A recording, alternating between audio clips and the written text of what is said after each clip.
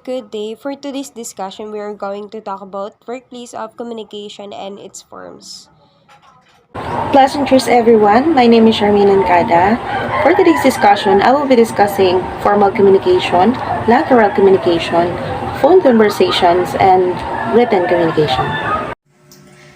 A wonderful day to everyone. This is Joyce and Dina Tanya from CED-02-101A. And for today's discussion, and to furtherly elaborate the workplace communication in purposive communication subject, I will be going to discuss the oral communication, vertical communication, verbal communication, and lastly is the body language. And I'm Ms. Humajao. I will be discussing the visual communication and to remind the importance of listening. Hi guys, this is Joyce, and for today, we will be going to present an icebreaker for you to refresh your mind and mas sumigla pa ang discussion na to. So this is all about the workplace of communication in purposive communication presented by our beloved group, Natanyo, Honkada, and Humadiao. So yeah, let's continue and let's proceed to the next slide. Okay, so for the next slide, and this slide is called the icebreaker of guess the emoji or picture. So I want you guys to think kung anong maisip nyo sa picture na to, kung anong mag-guess nyo, kung anong pumasok talaga sa isip nyo is dapat makuha nyo yung picture na to kasi may plus points siya. And this will serve as your recitation. So, guess the emoji picture. What's guess the emoji picture and how do we play this game? Okay, so simple lang naman to. Gaya nga ng sabi ko, hulaan nyo lang talaga siya. Okay, so this is a puzzle game that tests your emoji knowledge, logic, and reasoning skills. So it was popular in 2018 and we still use it today. Yeah, a lot of us were still using this one as an icebreaker for the activity or you can use it pwede rin namang for fun lang. Pero for this one, naisip namin na ito ang i-provide naming icebreaker sa inyo. So for example, ayan, nakikita nyo naman sa picture, the two emoji combined together in the left side and on the right side. So, clue.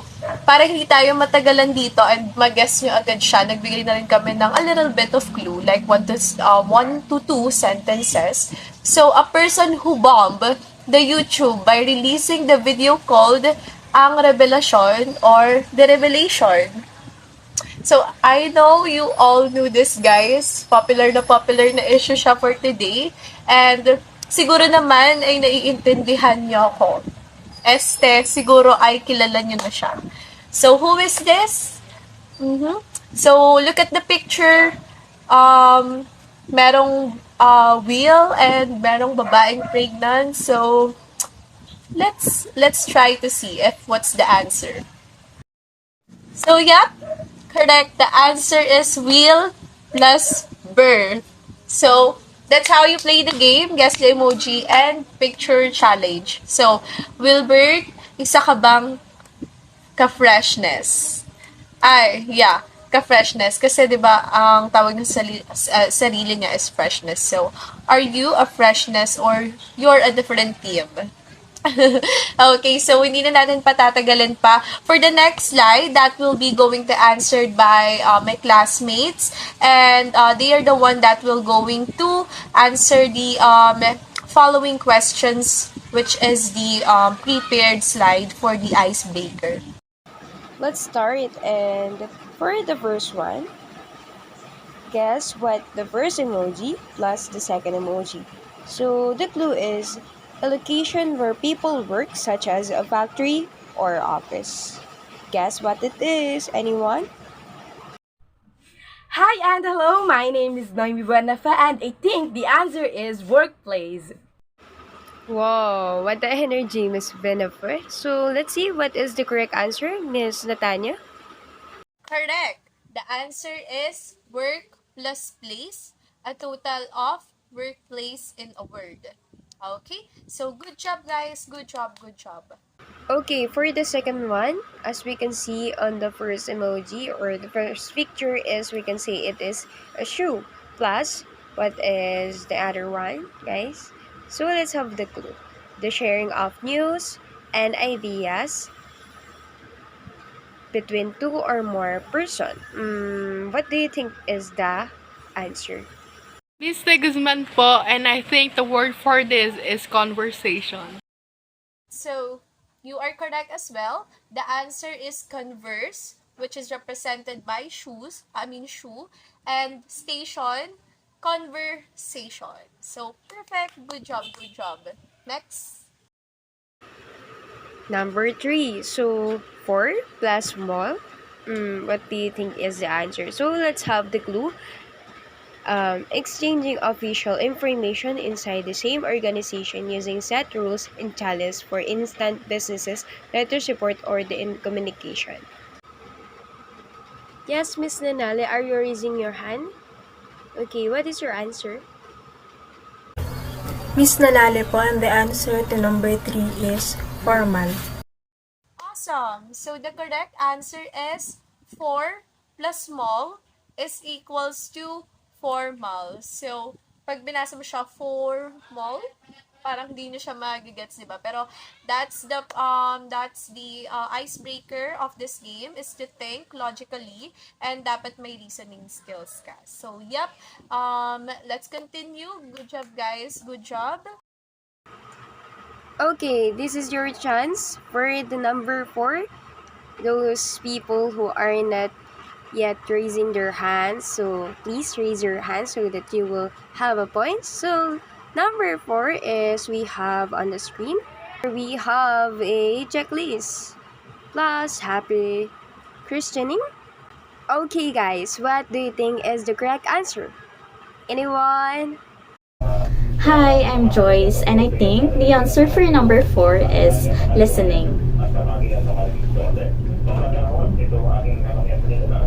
Awesome, guys. So, I know this is quite hard. I mean, a bit hard. But, yeah, the answer is list plus christening. Tatanggalin natin yung Christ, of course. Matitira yung fening, which is listening. So, perfect. Nakuha nyo ang tamang sagot. Thank you, guys. Next po. Okay, for the number 5, so we have a girl, emoji girl plus yes. So what does it mean? So let's have the clue. Someone who gets paid to work for a person or a company. They are also paying for tax. Salute to them. Okay, what is the correct answer for number 5? De la Cruz po, my answer is employees. Good job! The correct answer is employ plus yes. That was supposed to be yes, but pag in-spell mo kasi yung employees, magiging dalawa siya. So, employees to employees. So, correct. Awesome po. Awesome. Next slide. Okay guys, we have 3 remaining pictures or emojis to guess. Ayan. So let's have this number 6. The clue is more formally addressed as a manager, team leader, or supervisor, as someone who oversees employees of a company or organization. What do you think is the correct answer? Okay, you are raising your hand. Dakula po. I think the answer in number 6 is boss. The correct answer is the boss or pwede ring boss lang or pwedeng manager, leader, or supervisor kasi sa iba hindi nila kino-consider na boss yung sarili nila. So we need to give also another synonym of this answer, okay? So yep, you are correct with that. Good job guys, good job. Next po. Okay, our second to the last emoji guessing. So number 7. So as we can see on our screen, we have emoji doing thumbs up plus is it greater than or less than? So let's have this clue. In August 2022, the unemployment rate raised to 5.3% from 5.2% in July, according to the PSA. Miss Dunganon, my answer would be jobless. Okay, correct. The answer is job plus less. Jobless. Perfect, guys. Next slide po tayo. Okay, for number 8, our last number in our guessing game. So let's try to shake our hands. So it will be somehow be intense, especially to those people who are not yet raising their hands. So please raise your hands. So let's stop the raise hand in our meet. Okay, so let's start. Let's have the in plus it is anything that we can see in our houses and we know what it is, plus try, the word try. So our clue is economic activity concerned with the processing of raw materials and manufacture of goods in factories. So please raise your hand now. Okay. Miss San Joaquin is the one who first raised her hand. So, Miss San Joaquin, what is your answer? Miss San Joaquin po. My answer is industry. Okay. Thank you, Miss San Joaquin. So, Miss Natanya, is it Miss San Joaquin answer is correct? Next slide. And I think this is the last slide. The correct answer is in plus dust plus try. So, a total of industry. Okay, guys, perfect. So, since nakuha nyo na ang tamang sagot, that will be record at all. And yeah, we should proceed now to the discussion, which is workplace communication. All of the given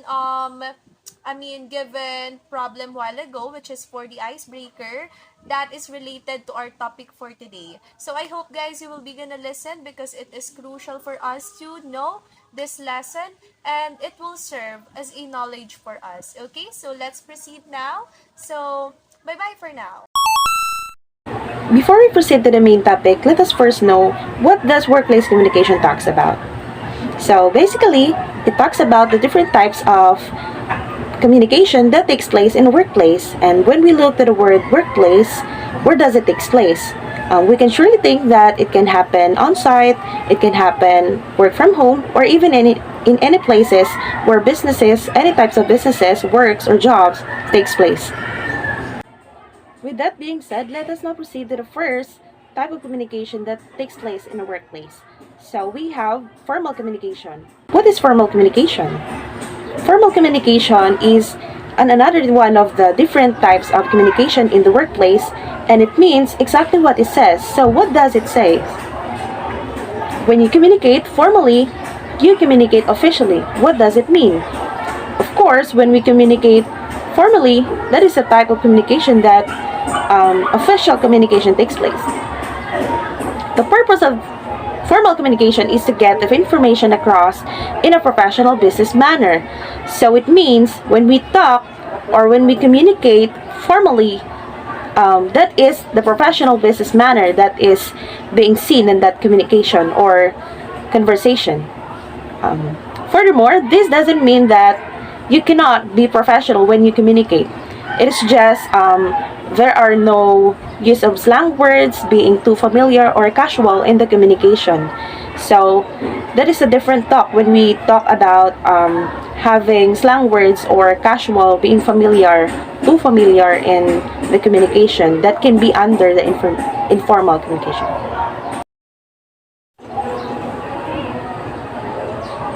So when do we use the formal communication?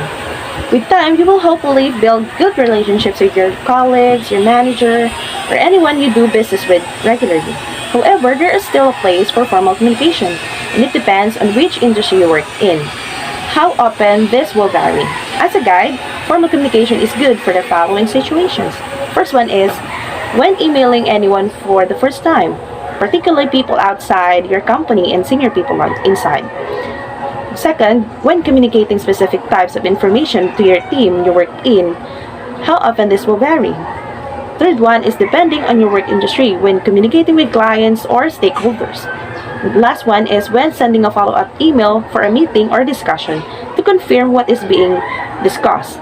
So that is the types or different ways we can use formal communication.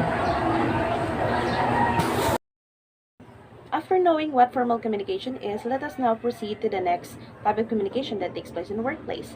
So the second one rather is the lateral or horizontal communication. What is the lateral communication? It is also called as the horizontal communication. It is a type of communication between individuals, teams, groups, departments in an organizational at the same hierarchical level. The benefits of lateral communication includes more open discussion, better collaboration, sharing ideas, and which can lead to better innovation and less miscommunication, confusion, and duplication of works within the department.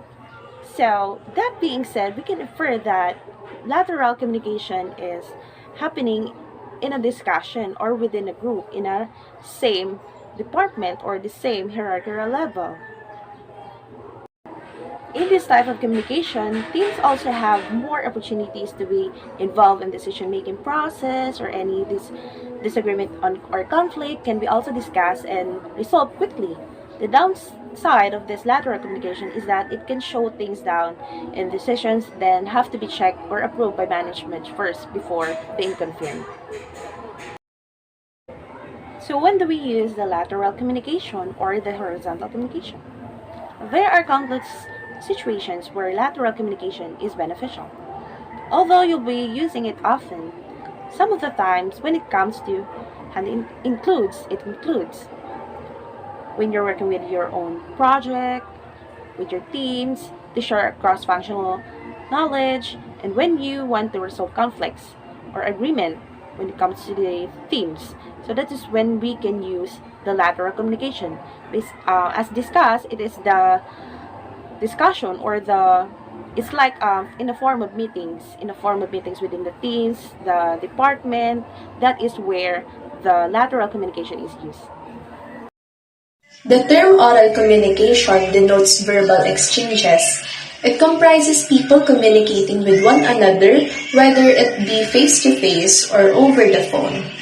Oral communication includes discussions, speeches, and presentations. So, it is crucial in a workplace communication kasi dito nila na ipapahayag yung mga data or analysis na meron sila. Therefore, oral communication is a type of verbal communication in which the message was conveyed at every step of our social and professional interactions. That is very crucial from our topic today. So next is the vertical communication. So vertical communication is a business communication strategy in which information, tasks, and requests are passed from senior management to lower level employees. So dito parang may hierarchy na nangyayari. Vertical communication adheres to a strict chain of command and provides employees at all levels with a simple communication process. For instance of vertical communication include instructions, dito yung sa mga employee, tapos orders for business, yung mga pinapatupad na mga given instructions, and then magkakaroon ng official reports. So, by process siya sa loob ng isang workplace community na ginagawa ng bawat isang tao na nandun, given by their specific roles, and then reports on completed work. So, dito sa reports on completed work, nandito yung mga taong nandun talaga sa pinakataas ng hierarchy. So, one thing that is good with vertical communication is by respecting boundaries. Clear communication channels allow each employee to fulfill their role and not take on more or less than what is defined for them by their supervisors and the organization at large. Visual communication utilize more than just words, but also image, graphs, and other visual display to get the message across. From the word visual, this is the thing that we actually can listen and can be read also. And it is a good way to express your ideas, especially when your topic to discuss is too complex. And we know that when we talk about a workplace, we have already in mind that all the things that you are or we are going to share or to do is always needed to have a visual image, or when we are going to present or in our presentation, in our report, and we must have visual aids. And for us people uh, who are you are sharing with will actually imagine or can be engaged to what you want to propose to them or just what you are talking about, and much more easily to your audience to understand it when you use the visual communication. Listening. This is such a critical part of communication that is deserved to be highlighted and to specifically um, to be reminded by all of us. Because lack of listening can lead to mistakes, and we don't want it, right? When we are going to work or in the near future when we are in our workplace and working with our profession. And we know that lack of listening can lead of waste your time or wasting time of other people because we don't listen carefully to the command or to the instruction.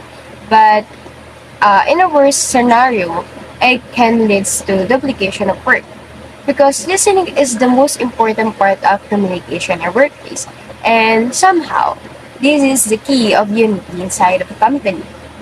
Because by just listening, you will get to understand more the important or simply a command. For example, for your manager, it is a way you will not get too lost while you're working with something. And because even listening or simply listening to the instruction can be led to your promotion, because the more you listen, the more you will comprehend the things or your surrounding also, or you will comprehend also by listening to do other stuff inside of your workplace. And that is the importance of listening. And we must be reminded that we must use our ear to listen. Next is the verbal communication. So verbal communication is the use of voice and words facilitates verbal communication. Words, sounds, languages, and the physical act of speaking are all important components of verbal communication. The majority of verbal communication consists of casual interactions with other people. So dito sa verbal communications na nangyayari sa isang workplace organization, pwede nating ma-denote dito as advising others regarding an appropriate course of action, conveying feedback in a constructive manner, emphasizing specific changeable behaviors. So usually, nangyayari ito kapag merong isang employee na nakagawa ng isang mali. So itatama siya ng whether supervisor niya or hindi kaya yung medyo nakakataas pang person sa isang workplace na meron doon sa organization na yon. And lastly is giving credit to others. So ito, madalas siyang nangyayari sa workplace organization pag alam mong nakagawa ka ng medyo extraordinary sa isang loob ng kumpanya niyo. So this is the verbal communication. So body language can mean the difference between a fruitful and fruitless conversation. Make sure your body language does not make the other person defensive or uneasy.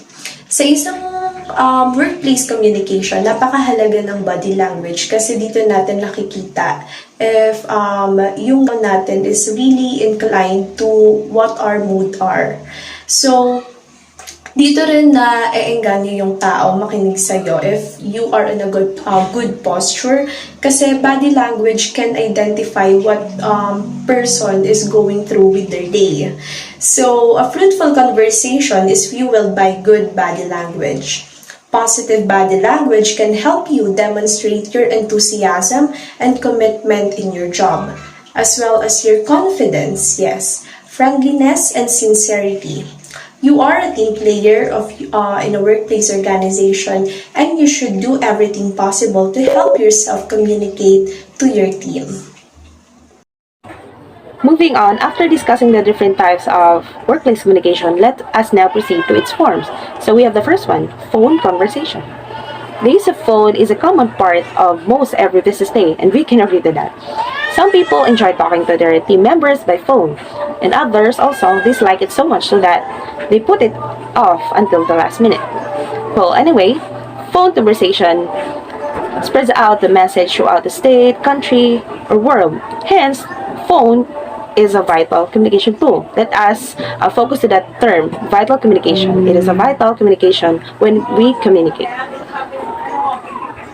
Moreover, you can possibly impact the effectiveness of your phone conversations by doing three simple things. So what are these? So first one is smile while you talk in an appropriate conversation. Of course, it sounds silly, but it gives your voice as a flair tone. Number two, take notes before a conversation. And finally, speak clearly, slowly, so that your message or the information that you're going to send or you're going to give to the audience or the people whom you are going to send the message is being understood. We also have the written communication, which goes beyond an email. Written communication is anything that involves putting pen to paper or typing. This includes emails, Messenger, Slack, text, PowerPoint, presentations, or even simply taking notes which might be used or referenced later. Anything where you have words written down. This is what we can infer to written communication. Moreover, there are tons of reasons to write things down, and these are some great benefits of it as follows.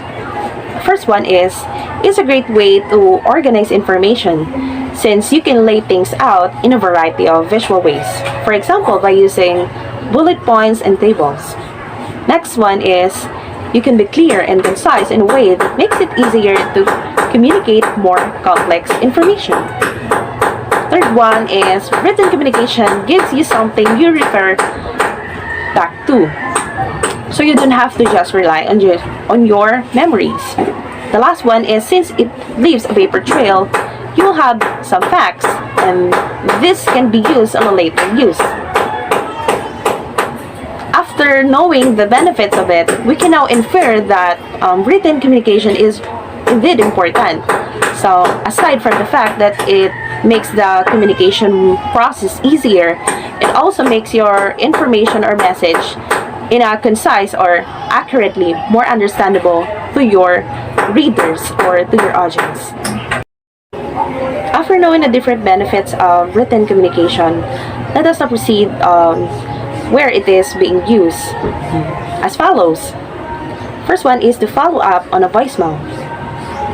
Next is as a follow-up to a discussion that happened between two or more parties. Third one is if you need to explain a process in a clear, concise, or step-by-step manner. Fourth one is to provide a status update on a project.